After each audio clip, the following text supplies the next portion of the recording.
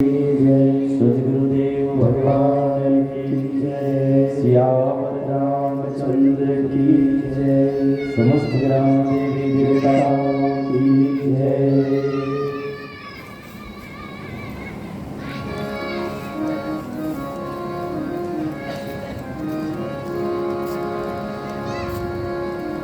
अखंड मंडलाकारं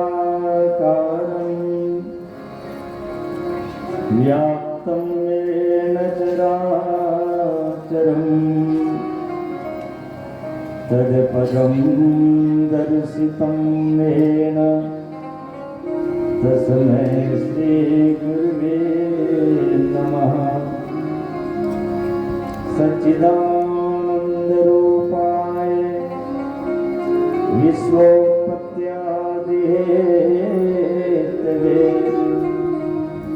तापत्रय विनाशाय श्रीकृष्णाय वयं नमः।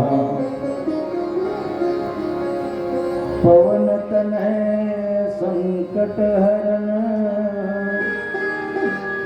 मंगलमूर्तिरूप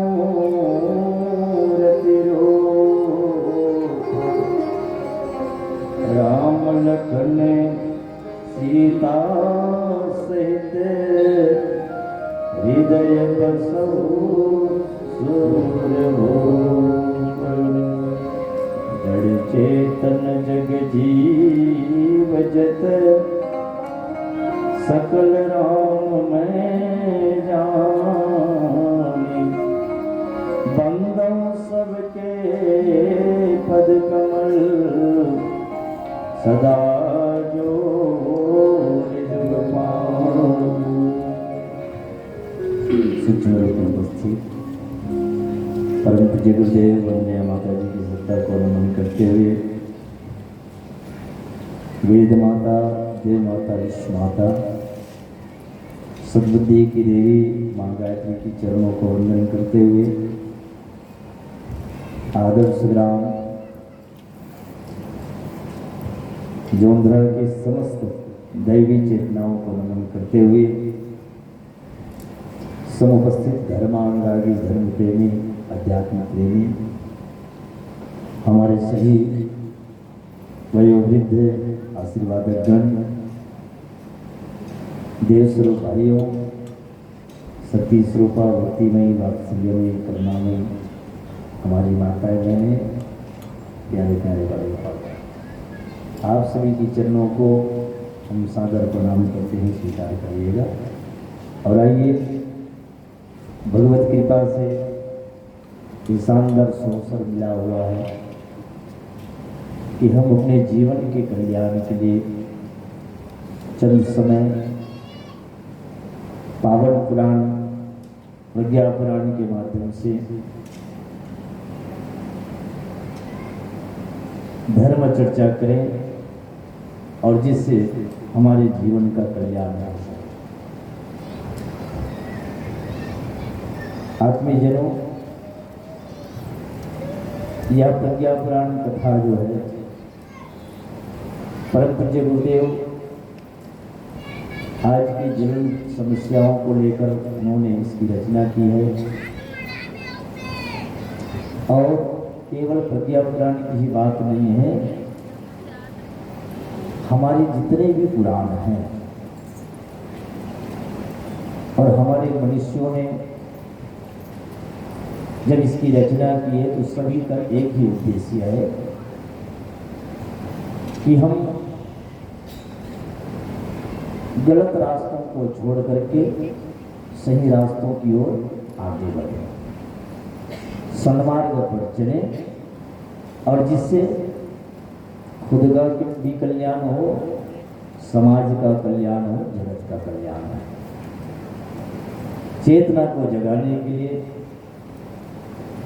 सभी कथाएं लिखी गई है, चाहे भागवत महापुराण हो, चाहे शिव महापुराण हो, चाहे हम घर में सत्यनारायण की कथा करवाते हैं या एकादश व्रत की कथा हो, सभी कथाएं इसी उद्देश्य से लिखी गई है कि जिससे हमको आत्मबोध हो, आत्मज्ञान हो और हम अपनी गौरव और गरिमा को समझ सकें कि हम कौन हैं, क्यों आए हैं, क्या करना है।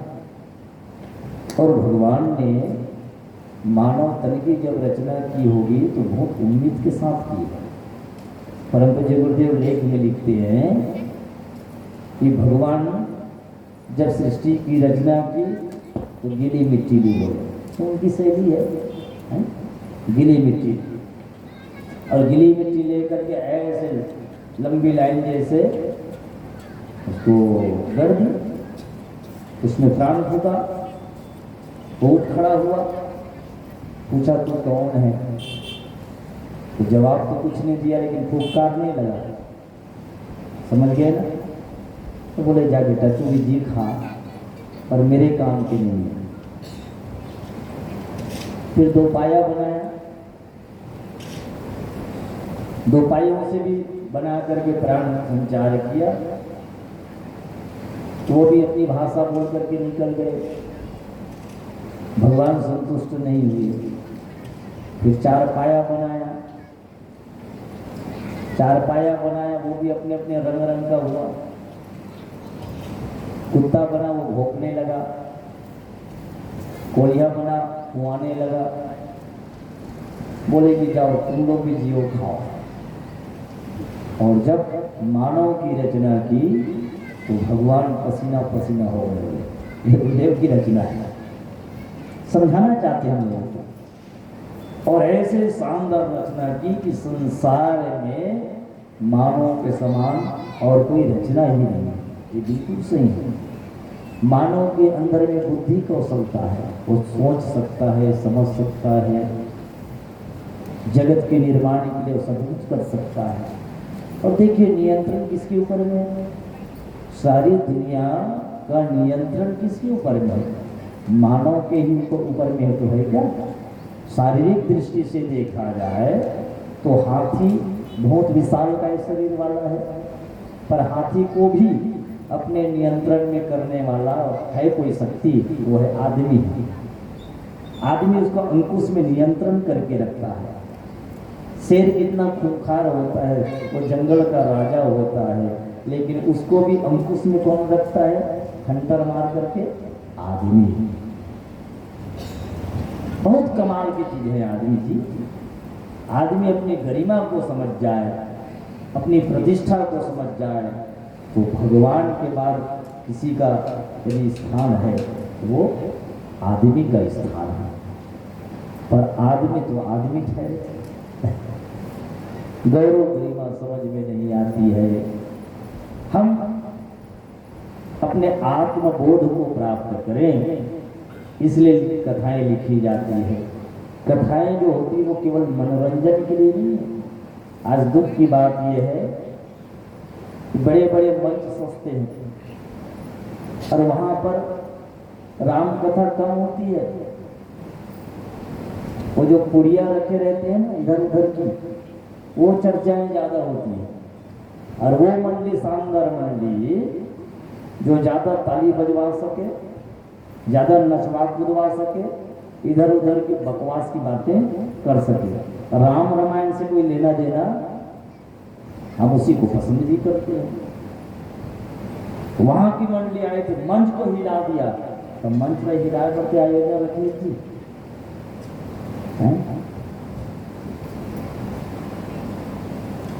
किस किस व्यक्ति के अंदर में बोध हुआ, चिंतन करने के लिए मजबूर हो गए आदमी, उसने ने जो बात कही वास्तविक में थोड़ा ठहर करके विचारने योग्य बात कही है। ऐसे यदि बात आए, विचारने यदि बात आए, तब तो सार्थक है। वरना टाइम पास और खर्चा के अलावा कुछ भी नहीं है, सार्थक कुछ भी नहीं। इसलिए पावन प्रज्ञा पुराण की कथा ये मनोरंजन नहीं है, यद्यपि इसमें भी गायन और वादन है। और गायन तो सामवेद है, गायन जो है सामवेद है। वेद के 4 विभाग, 4 विभाग में ऋग्वेद जो है आत्मबोध वाला है, यजुर्वेद साहस शौर्य ये बताता है, सामवेद मनोरंजन गायन कला, और इसी में मानव जीवन है, इसी परिधि में ये बताता है।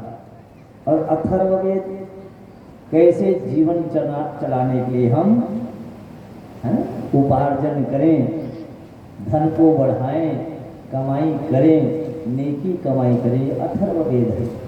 और इतने में ही मानव जीवन समाहित है, वेद की यही गरिमा है। तो आइए पावन प्रज्ञा पुराण की कथा में आगे यात्रा करेंगे।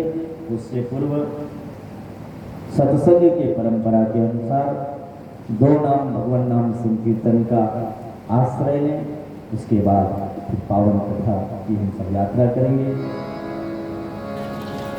कृष्ण गोविंद गोपाल गाते चलो, कृष्ण गोविंद गोपाल गाते चलो, राम की धुन लगाते चलो, मेरे से राम की धुन लगाते चलो, कृष्ण गोविंद गोपाल गाते चलो, कृष्ण गोविंद गोपाल गाते चलो, देखना इंद्रियों के थोड़े भगे, देखना इंद्रियों के थोड़े भगे, रात दिन इनको संयम के थोड़े पड़े, रात दिन इनको संयम के थोड़े पड़े, अपने रथ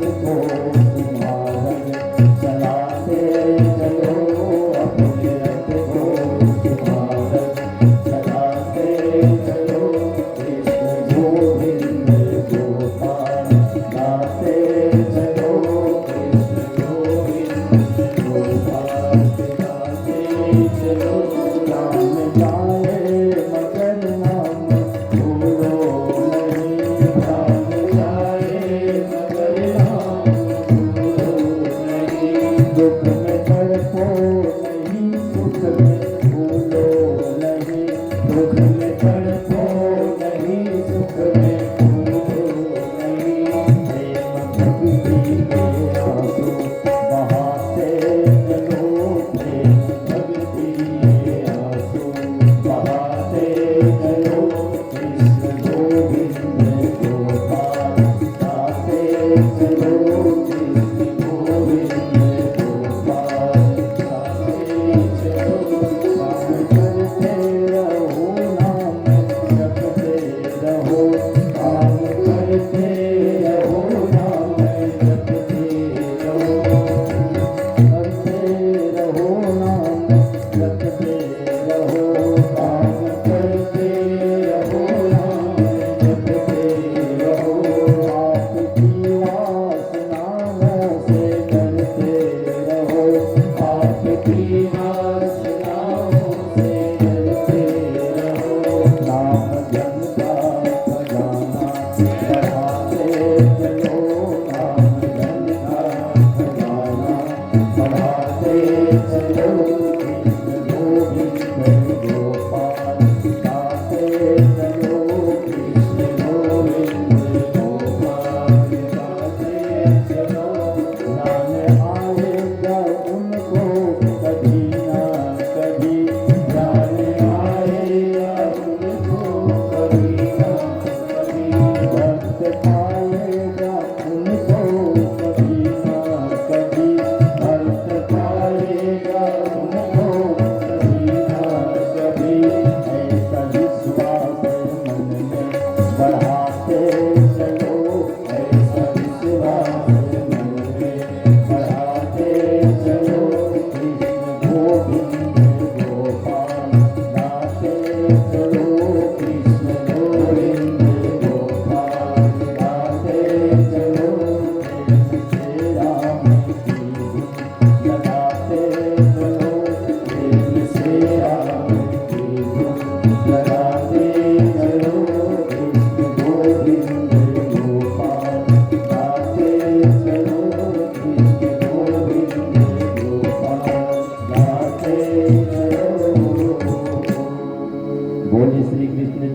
भगवान की जय। वितराग सुखदेव जी महाराज श्रीमद् भागवत की कथा परीक्षित जी को सुनाई और परीक्षित जी महाराज के पास कितना समय था? मात्र और मात्र 7 दिन। देखो, हम यदि जागरूक जब हो जाएंगे, सजग हो जाएंगे, तो हमारे लिए 7 दिन भी काफी है। और वरना तो उसकी गंभीरता को यदि नहीं समझेंगे तो 7 जन्म भी काफी नहीं है।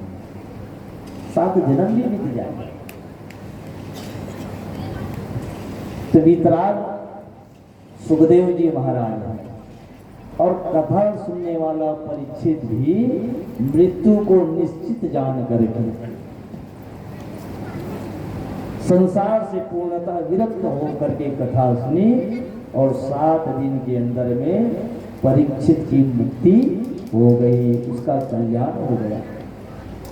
और देखिए, उस समय की कथा आज भी प्रमाणिक है। आज भी उस कथा को उसी भाव से हम सुनते हैं। पर शर्त ये है कि कहने वाला निर्लोभी हो। आज भी कथा की महिमा है, इसको टाला नहीं जा सकता। जैसे मंत्र में कहीं कोई कमी नहीं है। मंत्र साचा पिंड कांचा, मंत्र आज भी सत्य है। किसी को कभी कभी गुरुदेव कहते हैं उसी मंत्र को तो मैं भी जपता हूं,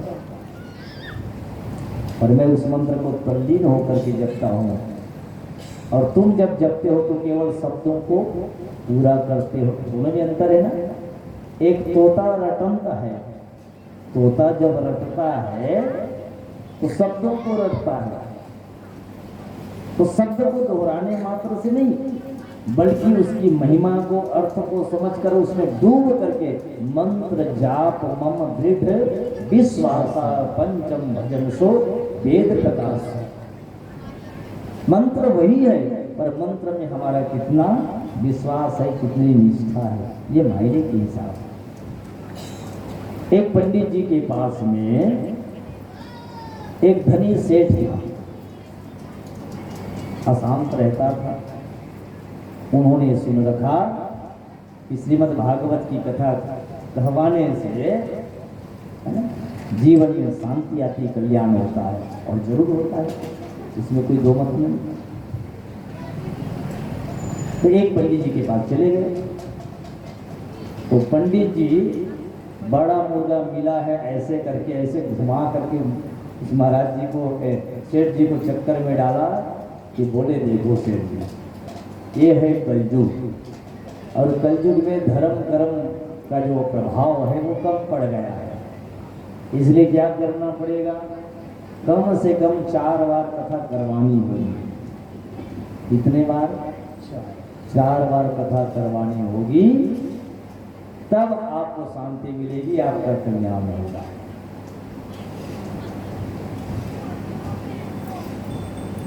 तो क्या वास्तविक में 4 बार कथा करवानी जरूरी है? कल्याण यदि होगा तो एक बार की कथा से ही कल्याण हो जाएगा। लेकिन यहाँ पर पंडित जी की नियत थोड़ी सी बिगड़ गई थी। उनका मानना ये था कि कम से कम 4 साल तक के लिए वो फिक्स हो जाए, समय पर्याप्त दक्षिणा और इधर उधर टटोलने की जरूरत ना पड़े। हमारे पास भी कितने लोग आते हैं, एक वृंदावन से आए थे, पीछे पड़ गए थे डोंगरगढ़ में इसका नियम, एक बार तो करवाओ, ऐसे करवाओ, और एक पाला में मैं पड़ गए, एक के पाला में। आओ हे भगवान, घेरी घेरी आए महोदय जी। अब पूज्य पंडित जी है, निंदा नहीं करो यहाँ के वहाँ के करके, लेकिन दशा देखिए, लोगों की दशा देखिए। बहुत निवेदन किया उस समय, गांव का ग्राम अध्यक्ष मैं था, तो मैंने निवेदन किया गांव वालों से, पंडित जी बार बार आ रहे हैं, वो कथा करवा देते हैं। तो नवरात्रि में, अभी गई नवरात्रि है ना, वैसे नवरात्रि में कथा हुआ, और वाह महाराज, न बोला अध्ययन, न वो सूझबूझ, कुछ भी नहीं, न उनका खान पान में ठिकाना।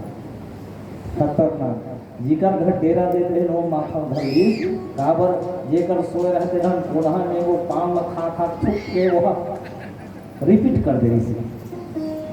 हाँ बताए। अब एक नौकर मात्र भजन है हम लोग पूरा घुमा कर रख दी मोर संगीत की मात है, मोर संगीत की मात है। 9 दिन निकल गए। अब एक वो भजन रहा है, तुम्ही मेरे माता तुम्ही मेरे पिता। पियर फिर के मोड़ा पल भर के लगे कि महाराज ऐसने शोभा के लिए बैठे रहती और ओकरे चरण में नीचे बैठ के भी हम दखल कहते हैं का इस लगे। तो केवल दक्षिणा के लिए हम ये सब ना करें।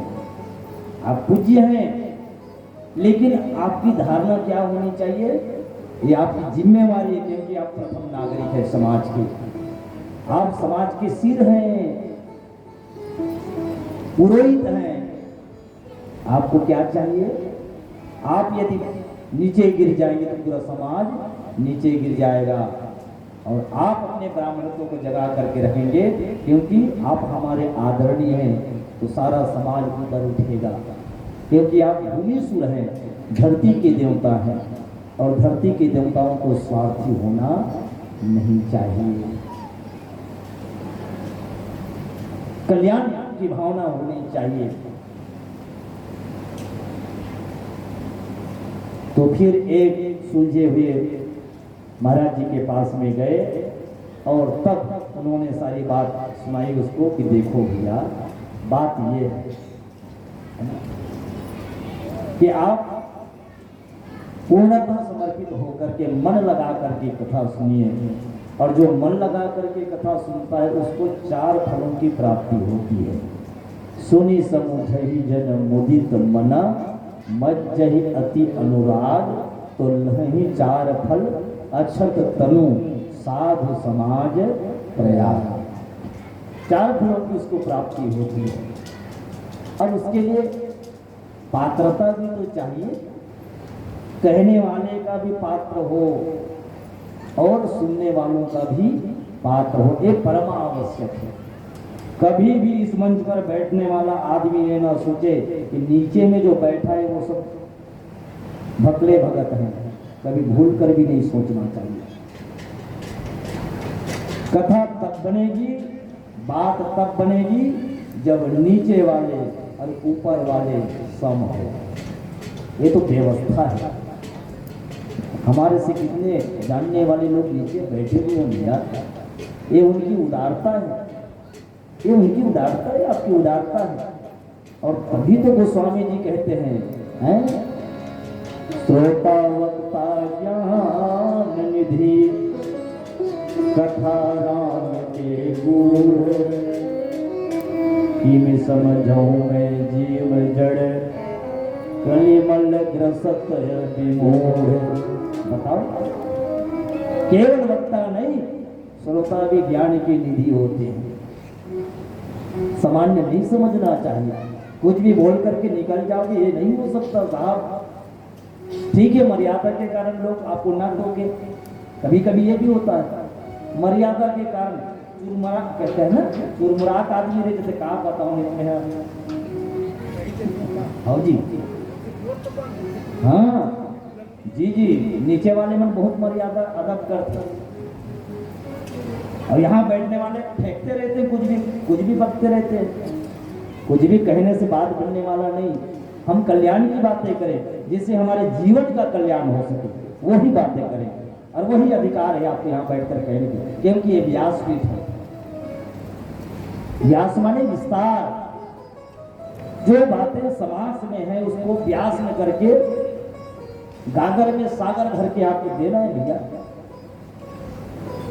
सामान्य बात नहीं है।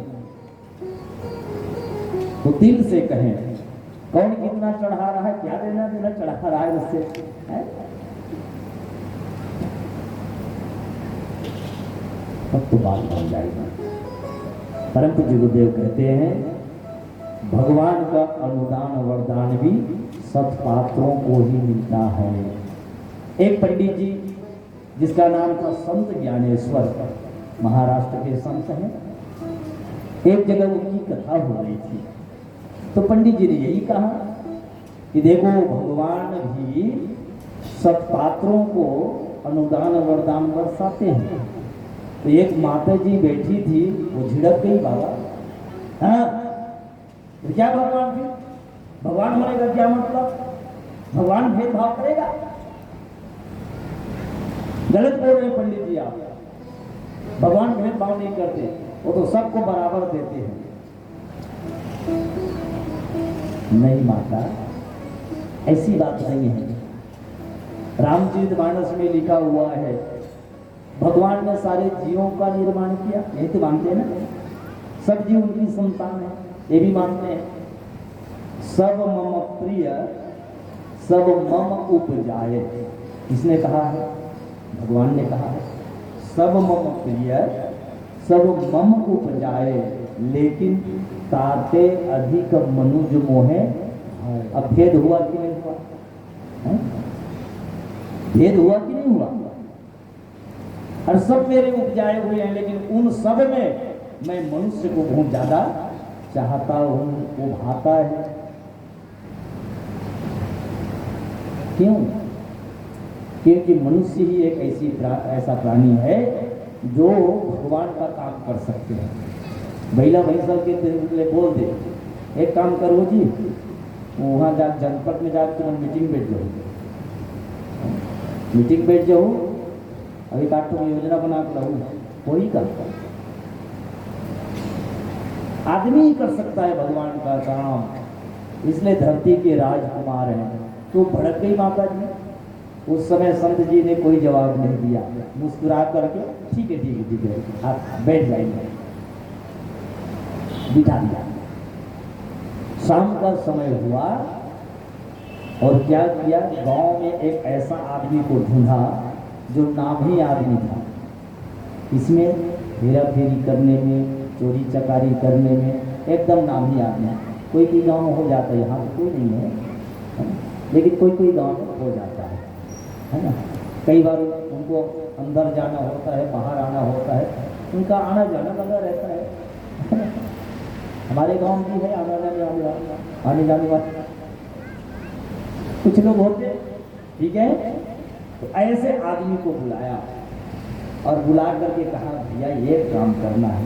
वो माता जी है ना, वो माता जी जो उठ करके टोकी थी, उसके घर में जाना और उनसे निवेदन करना कि माता जी आपके पास में जो जेवर है कुछ ना कुछ तो होगा ही होगा, वो जेवर अपने जेवर को 1 घंटे के लिए मुझे दे दीजिए, ये कहना है आप। वो गया आदमी, तो जैसे ही घर में गया वो तो नीचे से ऊपर तक देखने लगी माता जी, देख के वहाँ गया, काहे को आया है, ये तो आदमी गलत आदमी है। अब उसने कहा कि माता जी आप अपने जेवर को 1 घंटे के लिए मुझे दे दीजिए। माता जी बिफड़ गई, हाँ 1 घंटे के लिए जेवर जाओ, तो कहीं ठिकाना नहीं रहा है, कहाँ ले गए, कैसे कर गए, हम नहीं दें भाई। ऐसे के माता जी और खेदार दी आग बतीस महाराज ना, अरे वो मौका बिफड़ गए महाराज, बिफड़ गए नहीं दी ऐसे। हाँ ठीक 1 घंटा बाद महाराज जी जाते, संत ज्ञानेश्वर जी है, और महाराज जी आगे के अति खुश हो गए वह, तो आ महाराज आ महाराज आ मोर गदा मोर गरीबी जो करने बड़ कृपा करे हो, आओ आओ ये कुर्सी में बैठो, रहा एक थारी लोटा लावत है चरण पर खा लें, वो अति भीड़ गए। अब वो गरबार पुलिस बनी कृपा करे महाराज, नहीं माता जी मैं थोड़ा काम से आए हैं। क्या बात?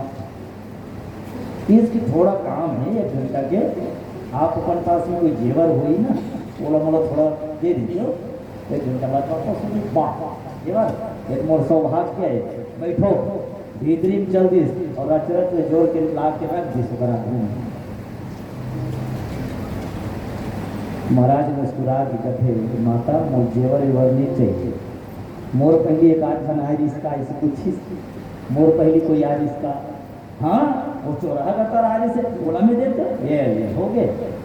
यही तो मैं बताना चाहता हूँ।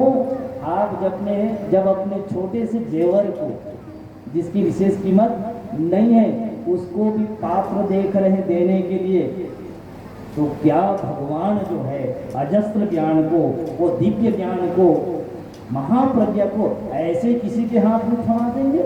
ऐसा कभी नहीं हो सकता है। सत्पात्रों के हाथ में भगवान ये सब देते हैं, सत्पात्रों के हाथ में। अष्टावक्र जी हाथ जोड़कर खड़े हो गए और फिर निवेदन करने लगा, क्या? उन महाप्रज्ञा तपस्वी की यह पावन वाणी सुन करके, यह पावन वाणी सुन करके, यह पावन वाणी सुन करके, ज्ञानी ऋषिवर ने पूछा मन में आनंद हो करके, ज्ञानी ऋषिवर ने पूछा मन में आनंद हो करके। हे नाथ विमल अमृत वाणी मन में उत्साह जगाती है, मन में उत्साह जगाती है, मन में उत्साह जगाती है। आसक्त करे कैसे विकसित ये बात समझ नहीं आती है, आसक्त करे कैसे विकसित ये बात समझ नहीं आती। अष्टावक्र जी निवेदन करने लगा कि पिलाद जैसे कि हे ऋषिवर, आपकी वाणी सुन करके मन में उत्साह पैदा हो रहा है, उत्साह से हम भर गए हैं, पर ये उपाय भी तो बताइए महाराज कि हम अपनी पात्रता को कैसे विकसित करें, हम भगवान के चहेते कैसे बने, ये कृपा करके बताइए आप। तब पिपलाद जी कहने लगे, सुनो ऋषिवर, आपने बहुत अच्छी बात की है, बहुत अच्छा प्रश्न किया है। क्या? हे वत्स पात्रता पाने के, हे वत्स पात्रता पाने के ऋषि 3 सूत्र बतलाते हैं, ऋषि 3 सूत्र बतलाते हैं, ऋषि 3 सूत्र बतलाते हैं। एक उपासना से जिससे प्रभु के दर्शन पा जाते हैं, एक उपासना ही जिससे प्रभु के पात्रता विकसित करने के 3 सूत्र बतलाए। 3 सूत्रों में पहला सूत्र है उपासना। हम उपासना के माध्यम से अपनी पात्रता को विकसित कर सकते हैं, और उपासना को कहा जाता है भक्ति योग। भक्ति योग के माध्यम से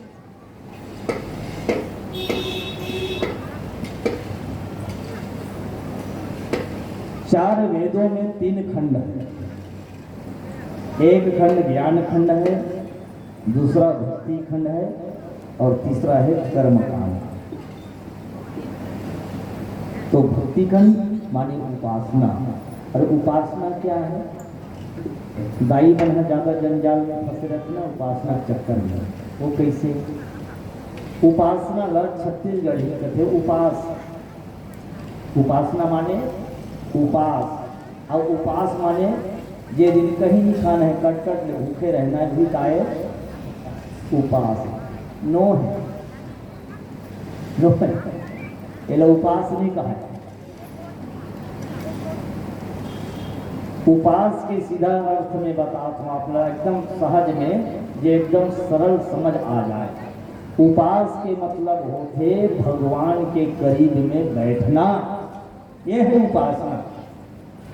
आप चाहे जिस भी इष्ट भगवान को मानते हैं, कभी हम भगवान के पास बैठते हैं क्या? नहीं बैठते। तो बैठना प्रारंभ करें। जिस भी इष्ट को, मैं जिस भी इष्ट बोल रहा हूं ना, क्योंकि मेरी दृष्टि में इष्ट कोई अलग अलग नहीं है। ये सकल ब्रह्मांड एक है, हम भी एक हैं, और ईश्वर। अच्छा ये बताइए भाई, हम लोग ये मंच में कितने लोग बैठे हैं?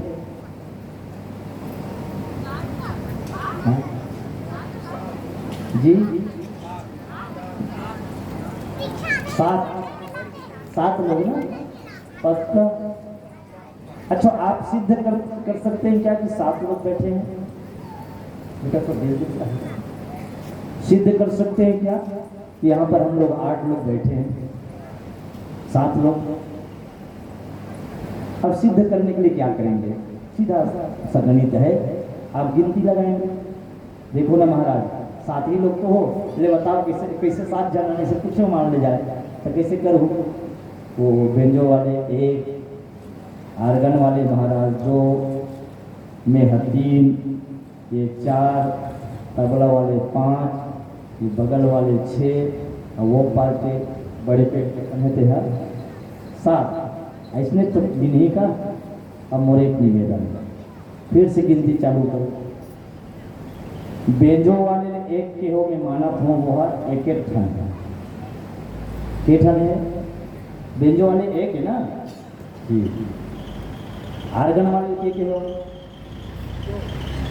ईमानदारी से बोलो, मैं बता रहा हूँ, सत्संग में आओ। अब ये बेंजो आर्गन वाले 2 है कि 1 है? 2 गिने हो नहीं है? ये 2 के हो नहीं चल बताओ। अब मैं 1 हूँ 3 हूँ, 1 ना। अब मुलाकात गिने हो? ये देख बदमाशी हो कि नहीं हो? अब ये है तो 4 यदि ये है तो 3 कहाँ गायब हो गए?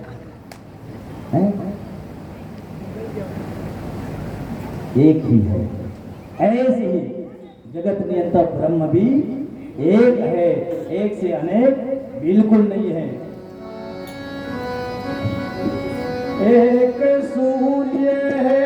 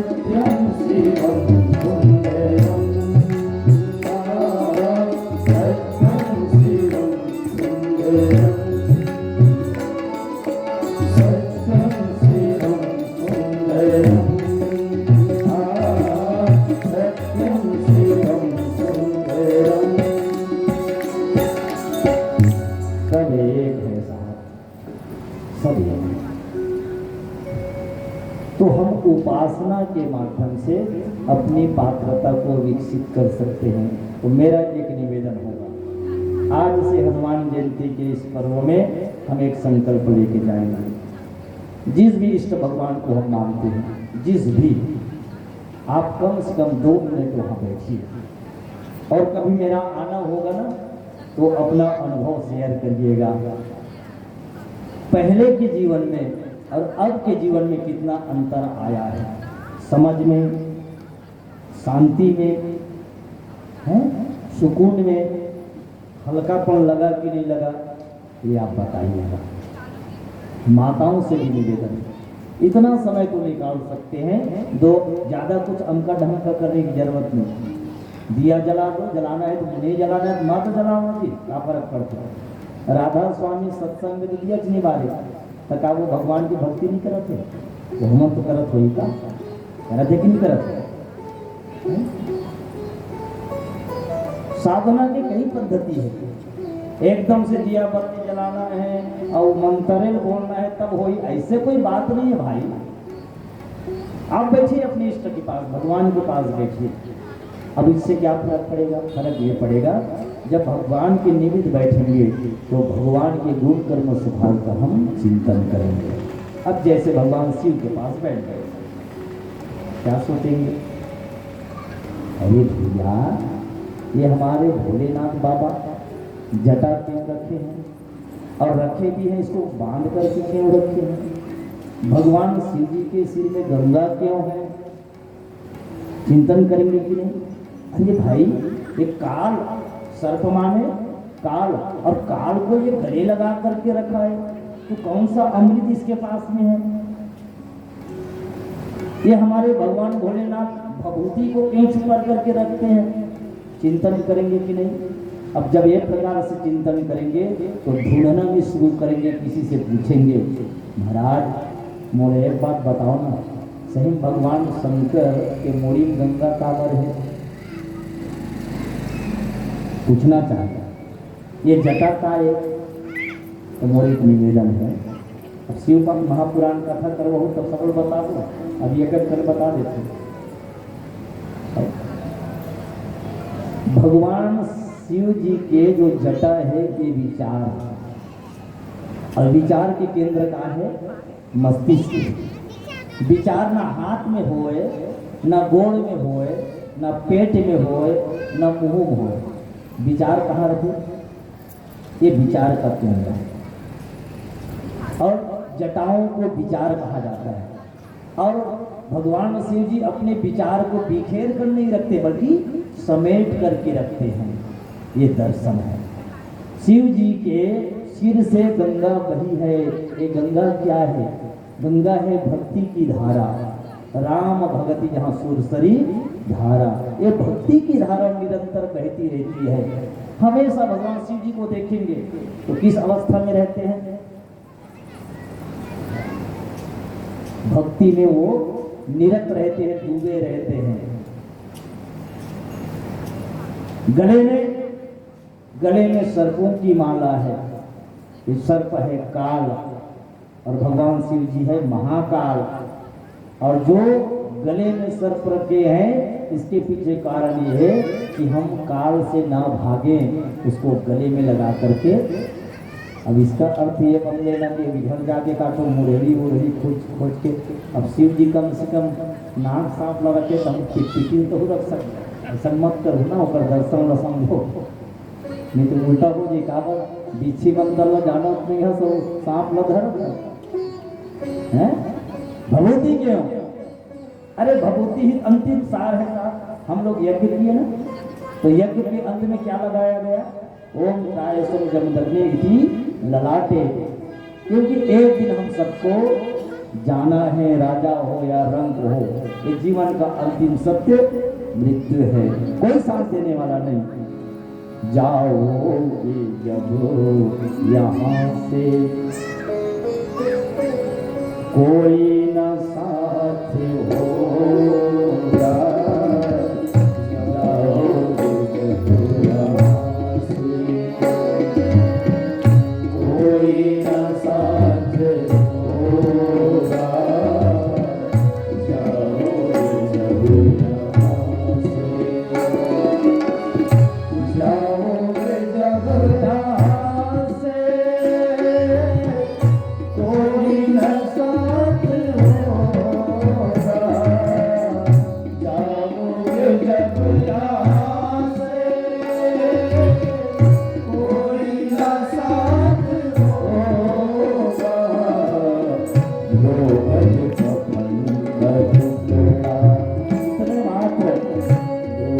कितना बड़ा मालिक क्यों ना हो, मात्र 2 गज कफन का टुकड़ा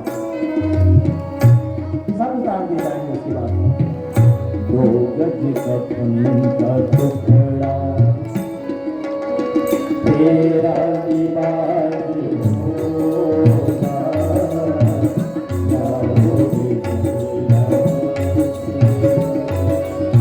कोई न साथ होगा, जाओगे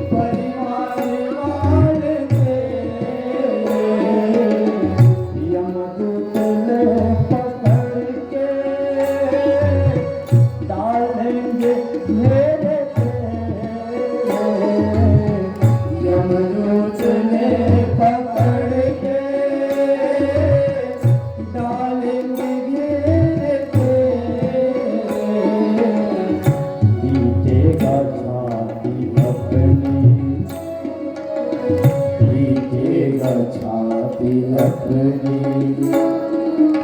उन उदास होगा, जाओगे दुनिया से, कोई न साथ होगा, जाओगे दुनिया से।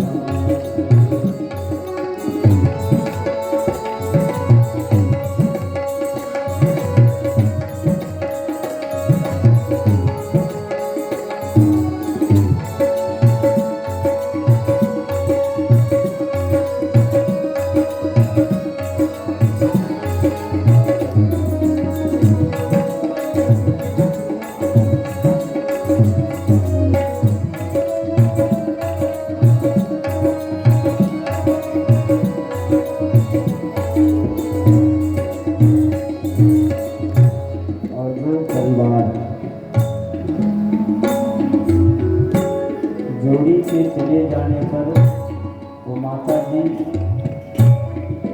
सिर पीट करके रोती है, तुम्हारे स्थान पर मैं चली जाती, और जाते जाते तो कहाँ तक जाते हैं सभी लोग। अरे भागिनी पड़ेगी केवल मकान तक, अरे भागिनी पड़ेगी केवल मकान तक, परिवार भी चलेंगे केवल मसान तक,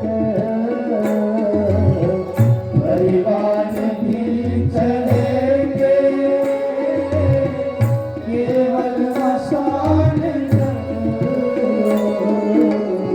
बेटा भी हक निभाएंगे केवल अग्निदान तक, बेटा भी हक निभाएंगे केवल अग्निदान तक, दुनिया से दूर हटके,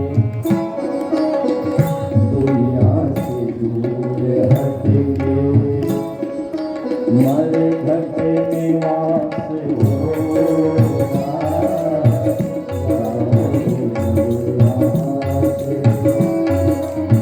कोई न साथ होगा, जाओगे दुनिया से,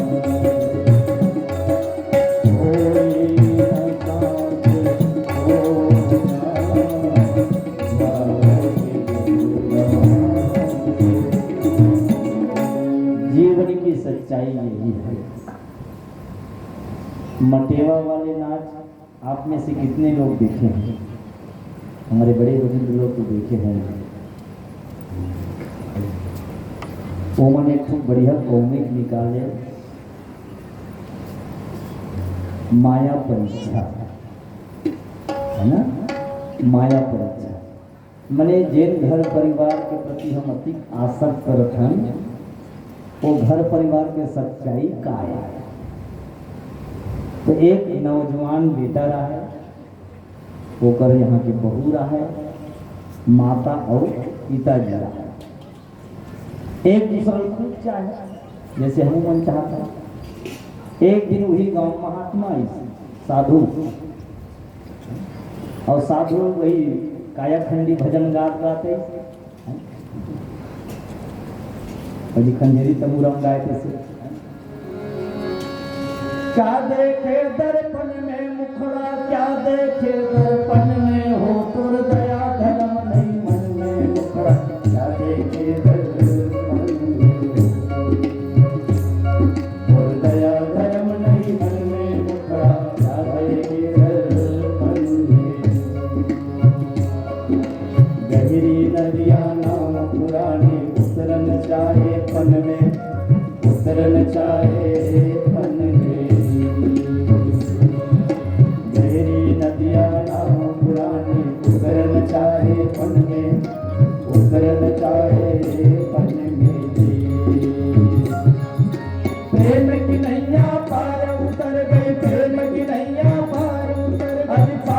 बूढ़े जल में हो तुर गया धर्म नहीं मन में मुखड़ा क्या देखे हरि हो गया धर्म नहीं मन में मुखड़ा क्या देखे ऐसे गावत गावत कोई साथ नहीं दी थी तो वो रोक दी सो है बाबा ऐसे मत क्यों कर मोर पत्नी दिखे श्री देवी जैसी और चाहते भला ऐसी ऐसी की से और मोर पिताजी मोर बिना तो रह ही नहीं सके घेरी घेरी पूछत करते कहाँ है घनश्याम कहाँ है वो घनश्याम ऐसे पूछा करते जब भी खाए बैठी पहली पूछी मोला और मैं जब तक नहीं आऊँ खावा ही नहीं और महतारी तो मत पूछ मैं कहूँ डान जाएगा तो करनी दे नहीं पड़ेगा हाँ एक बेर चिल्लाता हूँ और वो उठ जाते तो साधु की बाबू रे थोड़ा ध्यान नहीं है ये बात सब ठीक है ये मया के बंधना मात्र है तब तक के ठीक है सच्चाई ऐसा नहीं हैगा इसकी तो मैं नहीं मानो इसकी नहीं माना तो एक काम कर तो सब पता चल जाए एक काम कर बेटे हाँ फटते फुकट मर जाए इसका आखिर कान ऐसे पड़ेड़ देवे अभी एकदम सपाट हो जाए सीधा रोवर आई पड़ी गाँव में सकल ही वही बीच में महू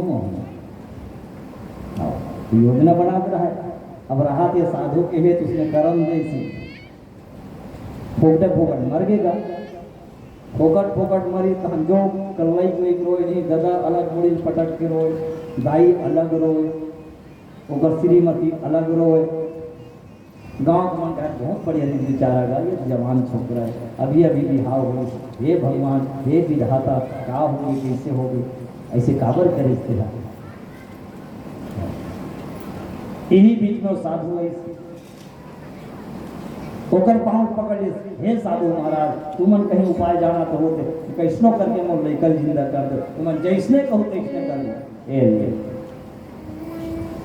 वो साधु बाबा कथे ये दुनिया में आए मुनि तो सब लजाए पड़ी अब चल तो थोड़ी नहीं तुम्हारी कृपा हुई तो आ भी सकता अब एकदम से कलोनी करी तब वो साधु की हाँ आ सकते यदि तुमन कहा तो आ सकते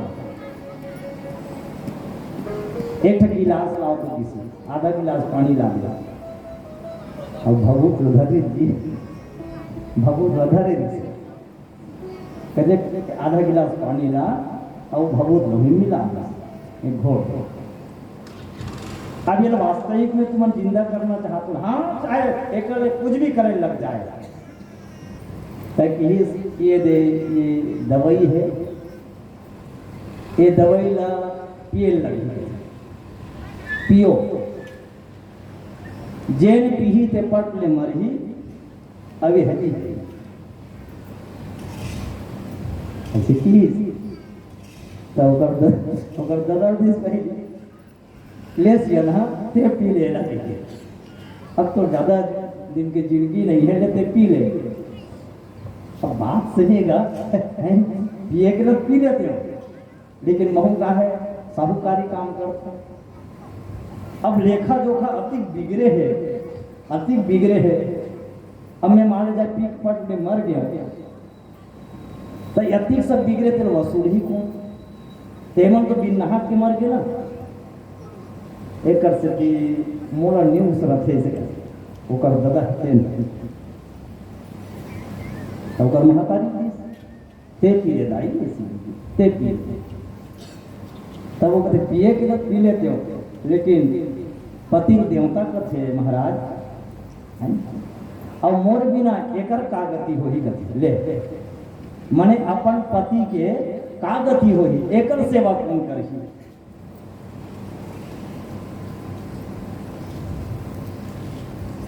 महाराज का थे तो तब नहीं पिया नहीं पिए कर पी लेते हो लेकिन मैं एकर चिंता करत ना पति देवता की भले भाई तो एक काम किया जाए, कहाँ है उनका धर्म पत्नी? बोला बुला अब बोला बुला ऐसे ले बेटी ती पी ले, ऐसे कहते ती पी ले।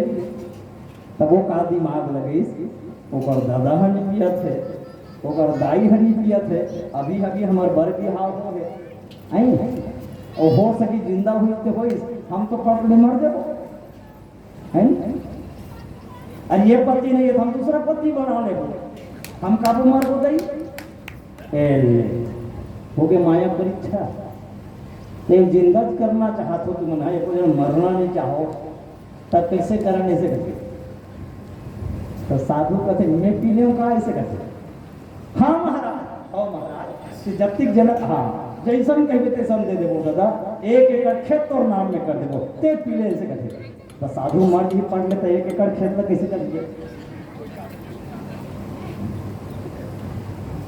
साधु बाबा पीलीस, अब वो ढोलंगे वो कर लड़का उठीस, ये तो योजना बने रही से, समझे ना, योजना बने रही से और उठीस।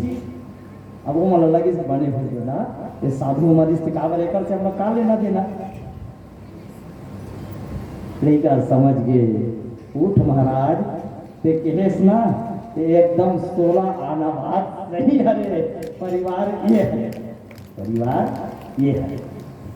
ऐसे ही हम माया के बंधना में बंधे रहते हैं, सच्चाई कुछ और है।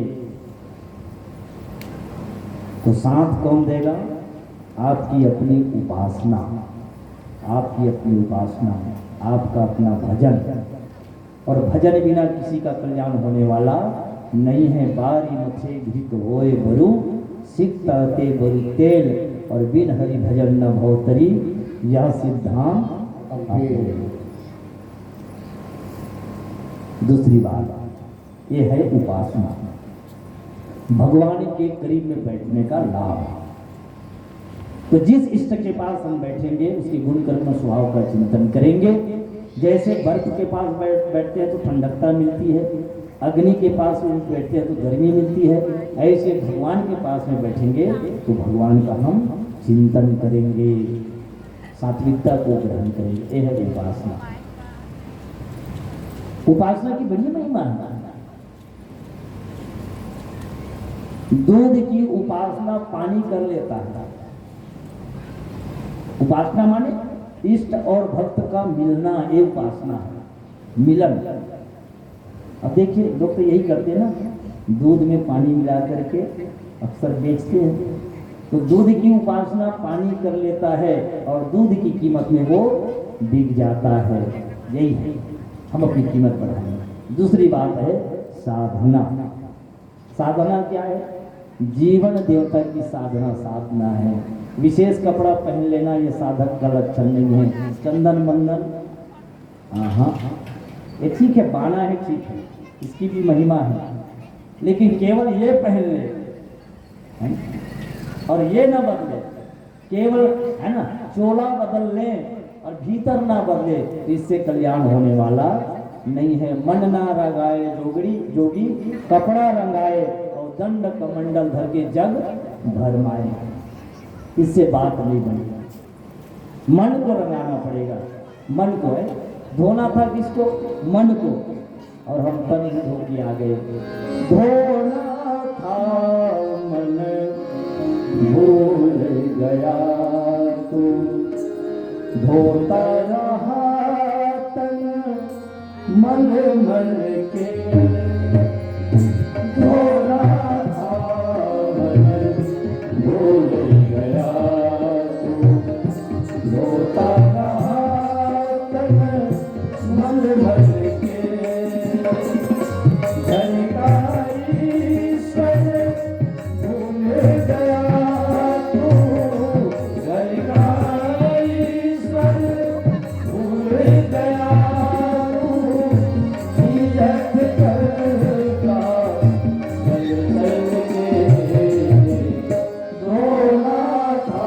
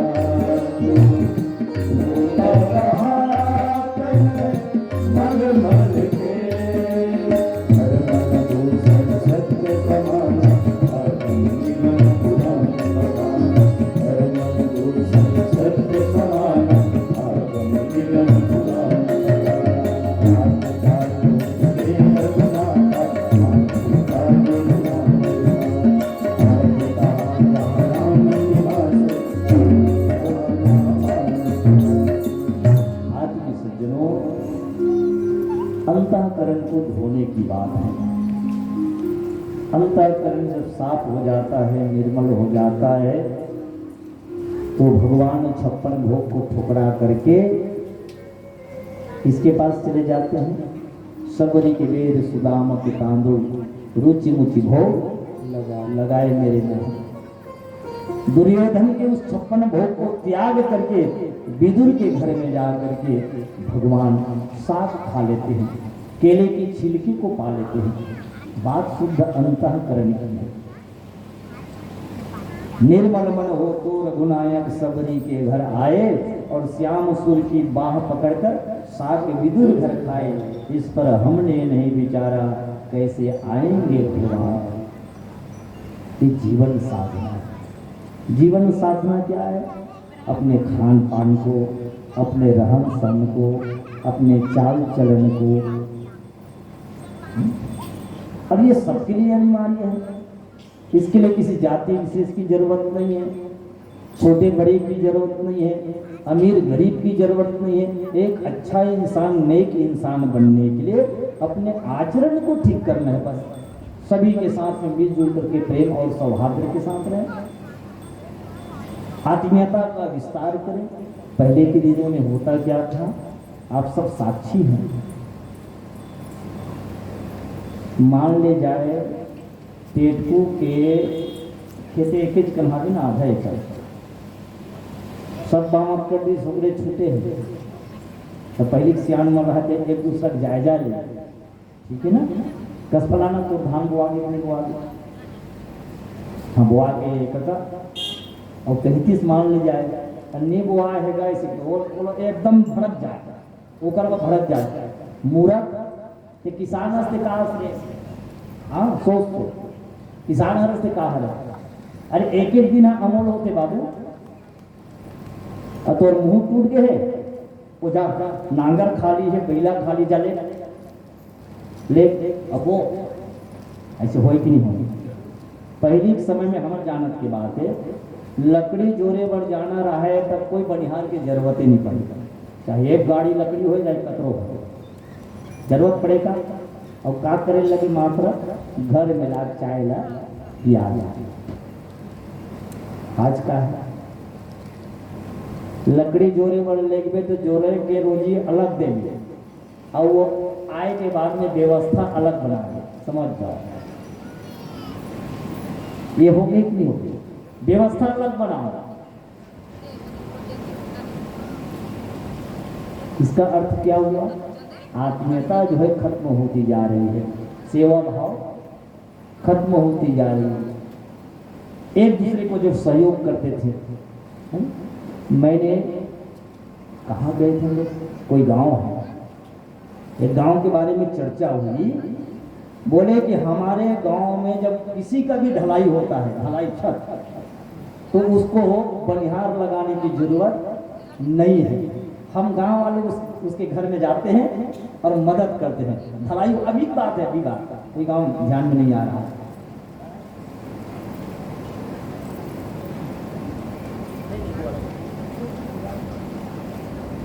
कुदारी दलिया कोई गांव, हाँ, कि जिस किसी के घर में ढलाई हो तो उसको बनिहार ढलाई वाले लगाने की जरूरत। पूरे गांव के लोग सेवा करने के लिए जाते हैं और क्या करना होता है, रोजी भी नहीं, केवल नाश्ता पानी। यह बात आज भी ऐसे लोग हैं। कुदारी दली हम गए थे, वहां की जो एकता को देखकर हम तो गदगद हो गए भैया। पूरे गांव के बीच में अन्न बैंक रखा है, अन्न बैंक, और उसमें कितने अन्न डाल करके रखते वो लोग, 40 से 50 गाड़ा।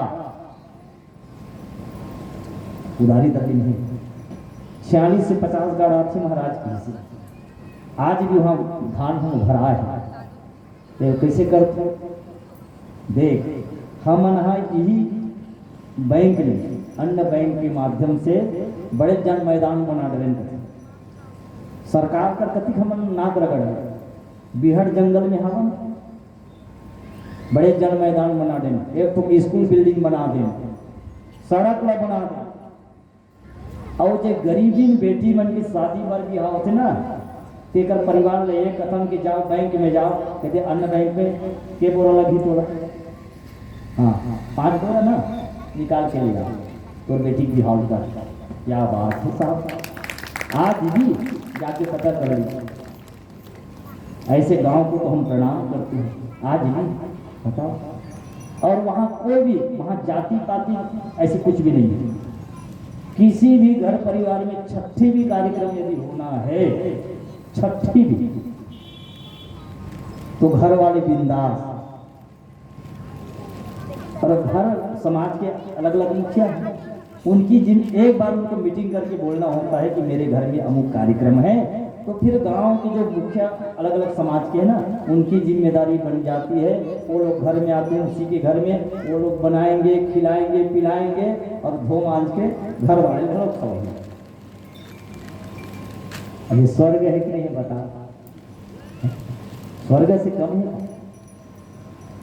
ऐसे गांव में प्रेम सौहार्द बढ़ना चाहिए, क्योंकि भगवान उतर करके गांव को स्वर्ग नहीं बनाएंगे। ये नोट कर लीजिए, बनाना हमको ही है अपने गांव को शानदार।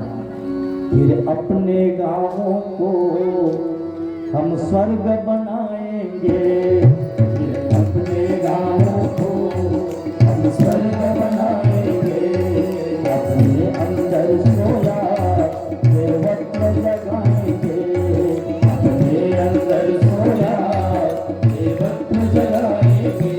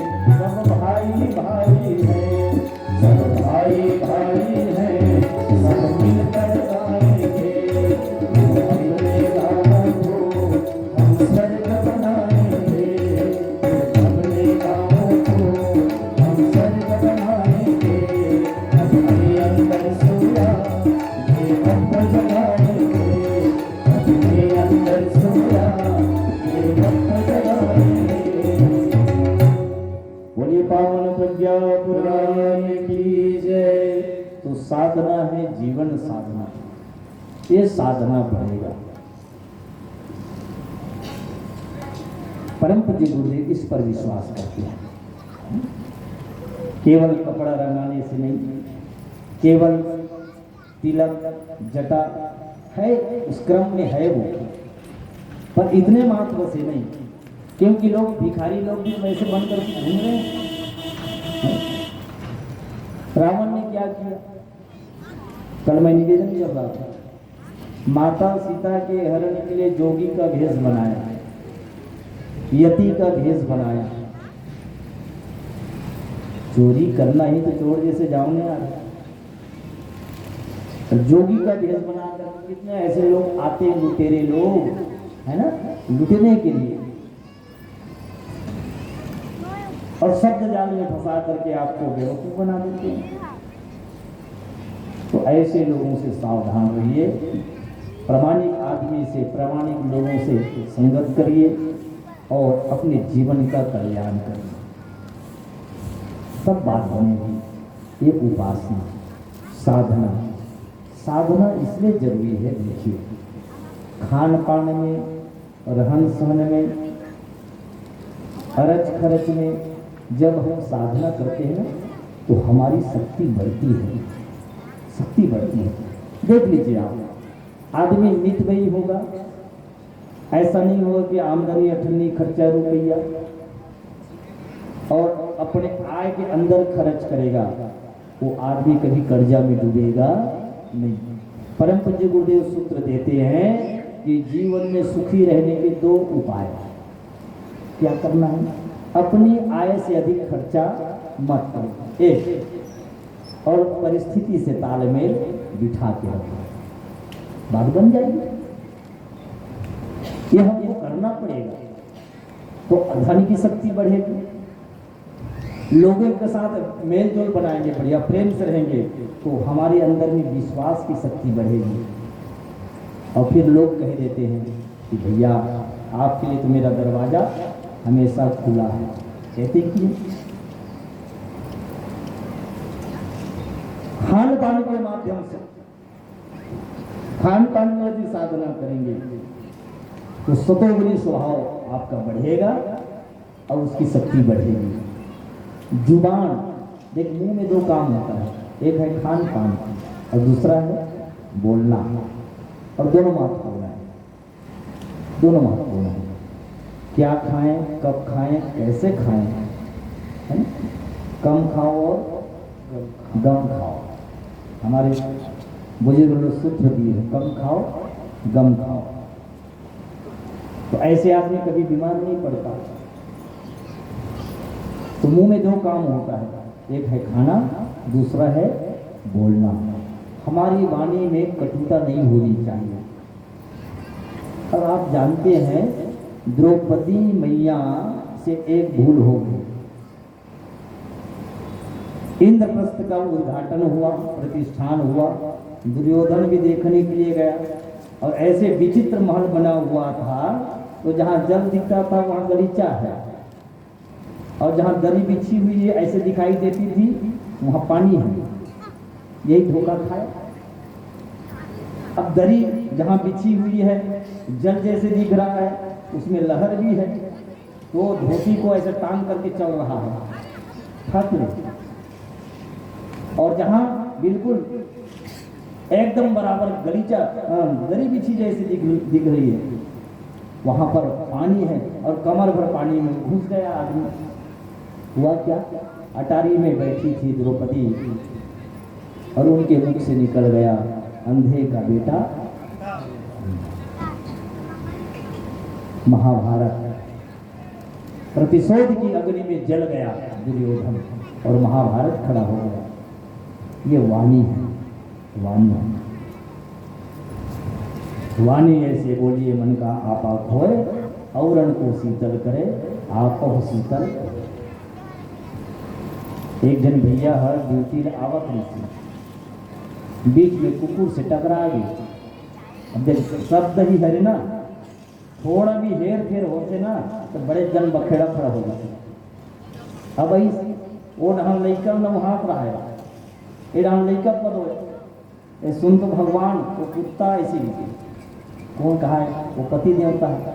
मैंने वो ये बताना चाहता है कि बीच में कुकुर आ गए, लेकर से तीन में गिर गए, हाथ गोछो आ गए, ये कहना चाहते वो कुत्ता ऐसे कहा है। ठीक इसमें कह रहा है मम्मी उतारे लगे तो अभी हम ये चिल्ला, अरे सुन तो भगवान वो कुत्ता एक करो एक डालना सुने धरी बोला मम्मी वो साबुन लगे तो तीसरा बार बोली इसना के ढंग मम्मी है कि इसना रहा न रे कुत्ता बात पहले सुना दे। वो बिचारी के धारणा गलत नहीं थी, है ना? मैंने कुत्ता बात में बताना चाहते थे सुना दे ऐसे कहना रही, लेकिन वो हो गए बड़े जन फांसी ते मोड़ा कुत्ता क्या हो गए। इसलिए वाणी जो है, वाणी जब कोई पकड़ लेता है खतरनाक। इसलिए कभी भी वो सोच समझ करिए साधना के अंतर्गत है, हमारे जीवन साधना में इसको संभल करके करना है। और जब साधना करेंगे तो हर प्रकार की शक्ति बढ़ेगी। शक्ति बढ़ेगी तो क्या करें? धन यदि बढ़ गया है तो कंजूसी ना करें। भगवान की कृपा से कितने ऐसे परिवार, और समाज में एक परिवर्तन जरूर होता है। राजा रंग को होता है, रंग राजा हो जाता है। हमारे गांव की हम बात कह सकते हैं, जो मंडल थे वो बिल्कुल गरीब हो गए हैं, और अब मंडल के परिवार के लोग अब हमारे जैसे गरीब लोगों के घर में काम करने आते हैं। अब क्या बताओ, ये परिवर्तन होते रहता है। तो समाज का उत्थान जब होता है जब एक दूसरे को हम सहयोग करते हैं। तो यदि भगवान ने हमको धन की शक्ति दी है तो बढ़िया बढ़िया आयोजन के लिए आप कुछ लगाते जाएं। कोई गरीब के लिए लगा दे, गांव के उत्थान के लिए कुछ लगा दे, ऐसे धन को पवित्र करते चले जाएं। किसी के पास में प्रतिभा है,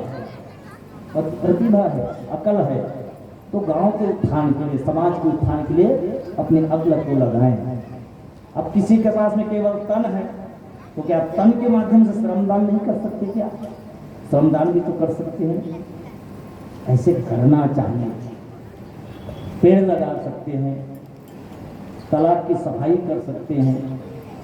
समय पड़ने पर एक गांव हम लोग गए थे, अर्जुनदैया कहाँ की बस्ती है, युवान भाइयों की टीम बनी हुई है, गजब 25 लोगों की टीम बनी है। और वहाँ क्या होता है, किसी के घर में शादी होती है या क्या बोलते हैं मरण वाला जो ये है ना, शोक कार्यक्रम, उसमें किसी को कुछ करने की जरूरत नहीं, केवल युवा टीम को जाकर के कहना होता है भैया अमुक दिन हमारे यहाँ कार्यक्रम है, मदद करना है। फिर आप ये नादियम भी है, नादियम फिर युवा टीम सामने आकर के परसना है, क्या करना है, पानी पिलाना है, सब उसकी जिम्मेदारी, उनकी जिम्मेदारी। कितना अच्छा माहौल है। तो ऐसे हम कुछ कर सकते हैं।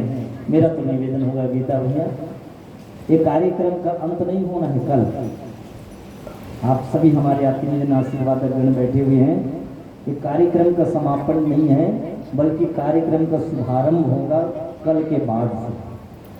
एक साथ बैठ करके हम गांव के लिए क्या कर सकते हैं, ऐसी कुछ योजना बननी चाहिए।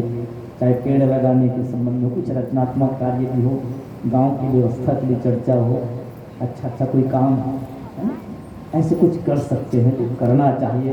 ये हमारा निवेदन है। यदि कहीं उल्टा सीधा आजकल गांव ये सब लफड़ा है तो उसके लिए भी कुछ नियम बनाओ कि नहीं यहाँ ऐसे नहीं कर सकते, ऐसे कुछ बनना चाहिए, तो गांव स्वर्ग बन जाता है। तो जब उपासना करेंगे, साधना करेंगे तो हमारी शक्ति बढ़ेगी, और उस शक्ति को आराधना के रूप में, आराधना क्या है, ये है कर्मयोग, समाज की सेवा में लगाएं, ऐसा कुछ करें और जिससे हमारे जीवन का कल्याण होगा। यही निवेदन है। और समय 5 बजने को है, कितने बजे तक लेना है? 5:30 तक। बोले गायत्री माता की जय। तो आइए कुछ समय और कुछ निवेदन किया जा रहा है।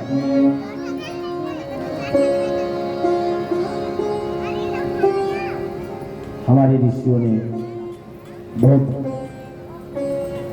बारीकी से इस पर विचार किया और पावन प्रज्ञा पुराण की कथा पिछलाद में सुना रहे हैं। मानव जन्म की महत्ता के संबंध में बताते हैं। प्रज्ञा पुराण की वही कथा, प्रज्ञा पुराण की वही कथा, संतों में तुम्हें सुनाता हूँ, संतों में तुम्हें सुनाता है, संतों में तुम्हें सुनाता है। मानव जीवन को धन्य करे वहरा है तुम्हें बतलाता है, मानव जीवन को धन्य करे वहरा है तुम्हें बतलाता है। मानव की देह बहुत दुर्लभ, सब वेद शास्त्र बतलाते हैं, सब वेद शास्त्र बतलाते हैं, सब वेद शास्त्र बतलाते हैं। जन्म लिया सब धर्म हेतु हमको यावान कराते हैं, जन्म लिया सब धर्म हमको यावान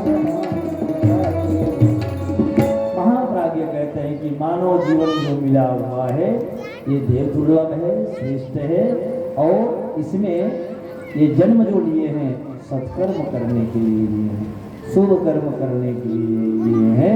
और मैंने निवेदन किया यज्ञ में, यज्ञ का अर्थ भी शुभ कर्म होता है। अच्छा, शुभ कर्म करने का लाभ क्या है? ईमानदारी से जीवन जीना। शुभ कर्म हम छोटे छोटे प्रयास करते रहेंगे, इससे क्या होगा? पुण्य पूंजी बढ़ेगा, हमारे जीवन में पुण्य की पूंजी बढ़ेगी। और पुण्य पूंजी बढ़ने से क्या लाभ होगा? पुण्य पुंज बिन मिल ही ना संसार। पुण्य का पुंज बढ़ेगा वो हमारे जीवन में संत साधु आएंगे, और संत साधु जब आएंगे, सदगुरु आएंगे, तो हमारे जीवन का कल्याण हो जाएगा। ये क्रम है। तो पुण्य को बढ़ाते जाए। हनुमान जी को देख करके विभीषण ने यही कहा, हे हनुमान जी, आज तो मुझे लग रहा है, क्योंकि पुण्य पुंज बिन मिलई न चिंता, सत्संगति संस्कृति कर अंता, अब मोहि भाव भरोस हनुमंता, और बिन हरि कृपा मिले नहीं संता। और संत जब जीवन में आते हैं तो हमको सन्मार्ग देते हैं, अच्छे राह बताते हैं, और फिर हम सन्मार्ग पर चलना प्रारंभ कर देते हैं। प्रत्येक व्यक्ति के जीवन में एक संत होना चाहिए, प्रत्येक व्यक्ति के जीवन में एक ग्रंथ होना चाहिए, और प्रत्येक व्यक्ति के जीवन में एक पंथ होना चाहिए, रास्ता, तो जीवन सफल हो जाएगा। हम निर्धारण तो करें, तो देव दुर्लभ मानव का तन मिला हुआ है, और ऐसे नहीं मिला है, बड़ी उम्मीद के साथ भगवान दिए कैसे दिया है? कबहू की करी करुणा मेरे दे,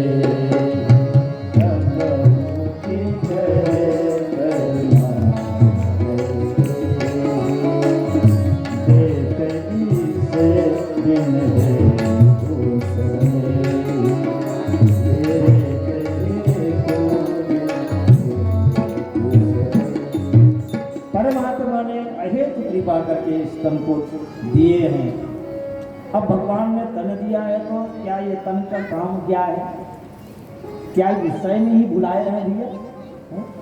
ना, देह धरे कर यह फल भाई, भजिए राम सब काम बिहाई,